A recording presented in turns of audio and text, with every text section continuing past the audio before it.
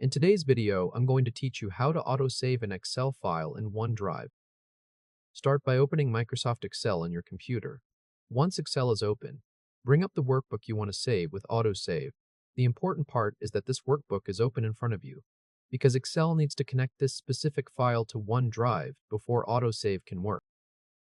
Now move to the top left corner of the Excel window and click File. This opens the Backstage menu, where Excel keeps file actions like saving, opening, and sharing. On the left side of that menu, click Save As. This is the option that lets you choose where the workbook should be stored. In the available save locations, select OneDrive. Excel will show the OneDrive folders connected to your account. Choose the OneDrive folder where you want this workbook to be saved. After selecting the folder, click Save. At this point, Excel is saving the workbook into OneDrive, which allows the file to use cloud saving. After the file has been saved to OneDrive, look back at the top left corner of the Excel window. Find the AutoSave toggle. If AutoSave is already switched on automatically, leave it as it is. If the toggle is off, click it once to switch AutoSave to on. If Excel shows a prompt asking you to confirm cloud saving, click Confirm.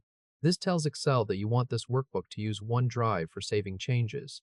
Once that prompt is accepted, the AutoSave toggle should remain on. Now make an edit in your workbook. Click into the cell or area you need to update, enter the new content, and finish the edit the way you normally would. As you make the change, watch the file save automatically in real time.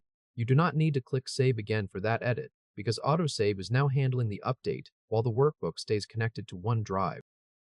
If this helped, hit like and subscribe for more quick tutorials. You have now placed your Excel workbook in OneDrive and turned AutoSave on for that file. Continue working in the workbook normally, and Excel will keep saving your changes automatically while